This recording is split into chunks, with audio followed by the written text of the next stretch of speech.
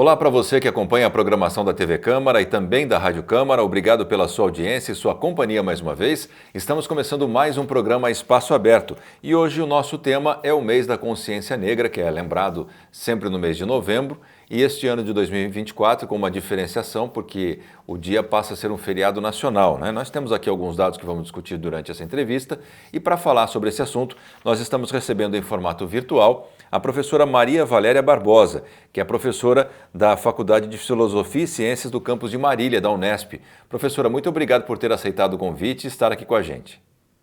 Obrigada eu de ter sido convidada e me sinto muito honrada pelo convite. Bom, professora, para a gente começar esse bate-papo, né, a grande novidade para 2024 é esta instituição de um feriado nacional agora para o dia 20.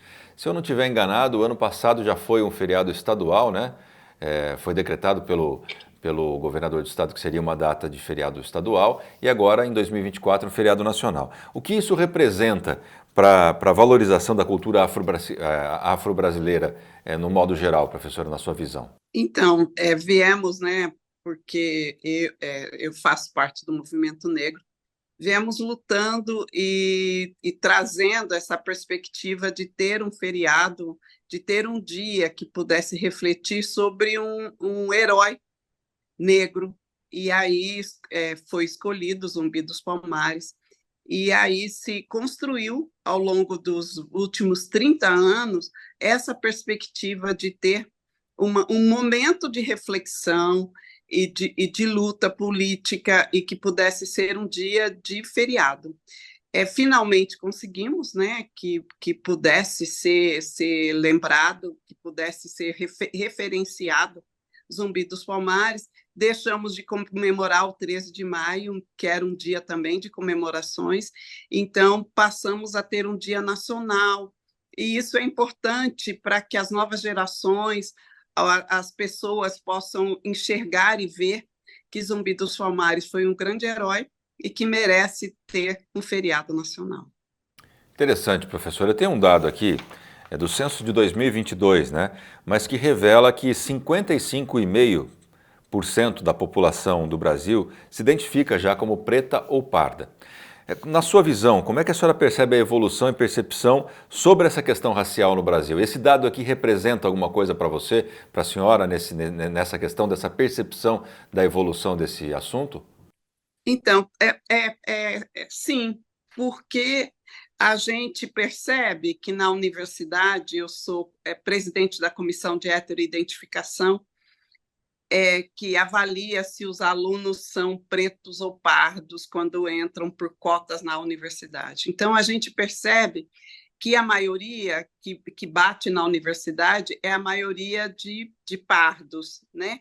Então, ter esse dado constatado pelo IBGE é sinal de que a gente vem, aos poucos, construindo essa nação como uma nação de diversos, como uma nação de pardos, e uma nação em que a gente se reconhece e temos o reconhecimento pleno de que somos o que somos, né?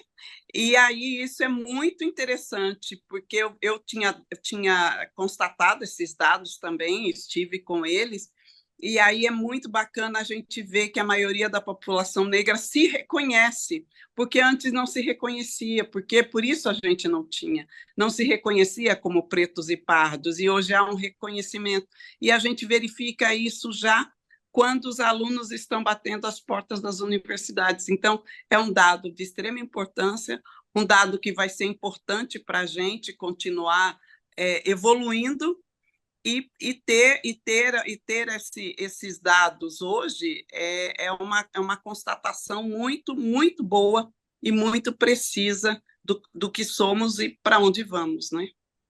Professora, eu gostaria que a senhora comentasse.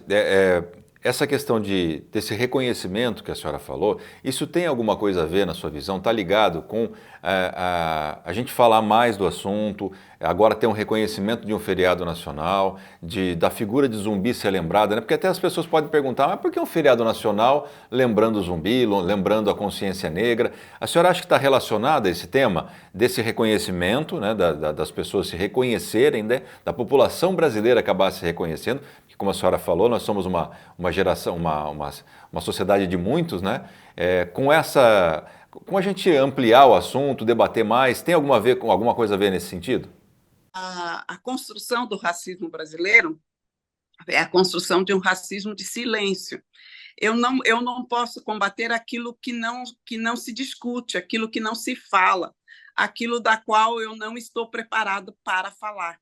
Então, a partir do momento em que as novas gerações passaram a falar muito desse tema, passaram a discutir, passamos a denunciar o racismo, ter veja, como eu disse, o racismo brasileiro foi construído a partir do silêncio. E aí, a partir do branqueamento da população, quando a população negra faz a volta e se reconhece como mulata, é um momento de referenciar mesmo, de ter, temos um momento de regozijo, vamos dizer assim, um momento de glória, um momento de dizer que essa nação é uma nação, ela é a maior nação de negros do mundo fora da África. Então, imagine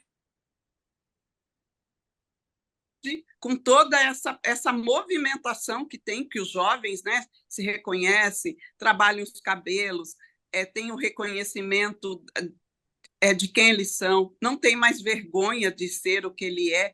Então, eu acho que a gente vive um momento pleno para que a gente possa ir aos poucos combatendo o racismo e para que a gente possa ir superando essa situação no Brasil que a gente vive hoje, né?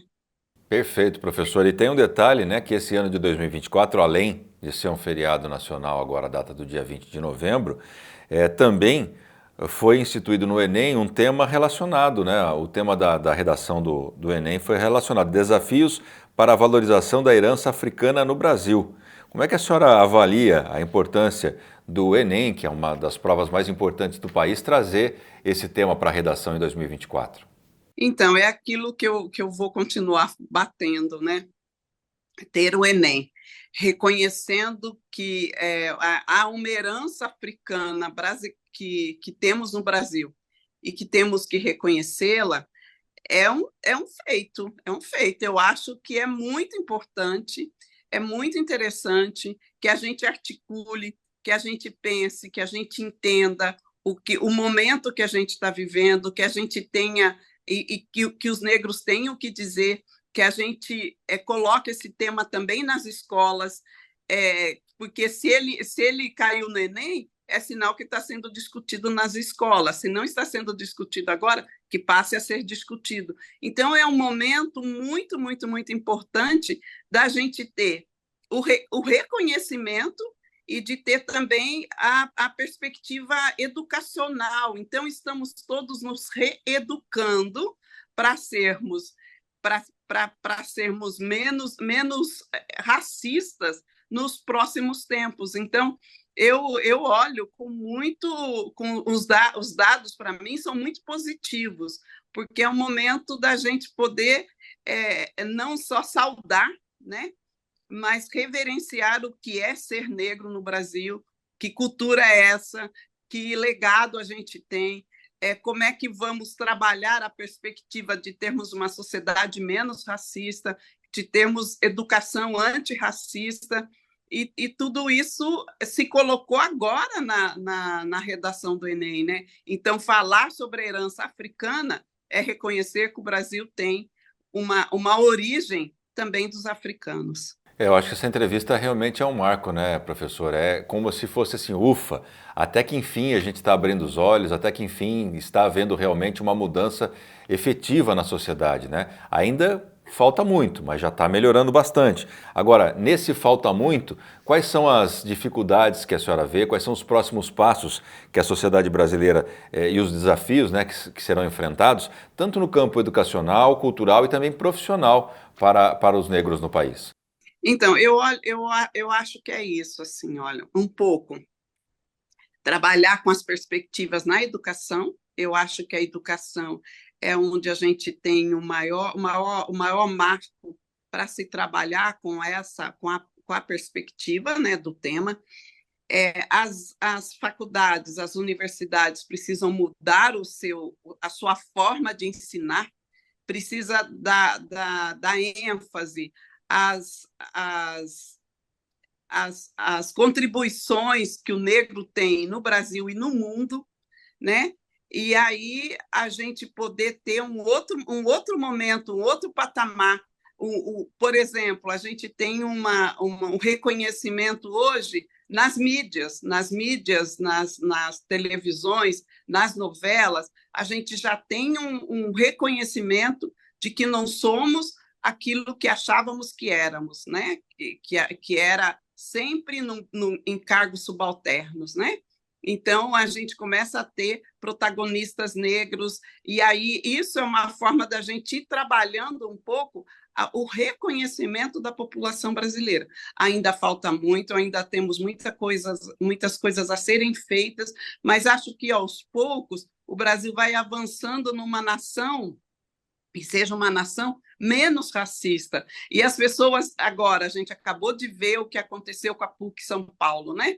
A gente começa a ter denúncias, sempre denúncias, das pessoas que são racistas. Então, com isso, a gente tem uma perspectiva de ir avançando aos poucos, mas vamos avançando para que a sociedade brasileira se torne uma sociedade menos racista, mais tolerância, eu não gosto desse termo, mas mais racista, mais respeitosa, e que reconheça que esse é um país de mestiço e de pluralidades.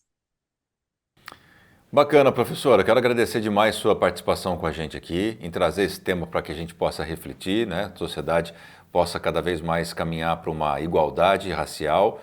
É claro que a gente vê também no mundo muita dificuldade, principalmente no futebol, episódios lamentáveis, né? Mas temos que cuidar do nosso local, da nossa vida. Quanto mais a gente tiver consciente, o indivíduo consciente disso, mais a sua volta vai melhorando. Então, parabéns por essa luta, parabéns pela conquista, né? A senhora falou que há 30 anos existe essa luta para que fosse reconhecido um feriado nacional e 2024 vem coroar essa luta com um saldo positivo. Então, parabéns à senhora e todos que estão lutando por isso. Muito obrigado por estar com a gente aqui, viu?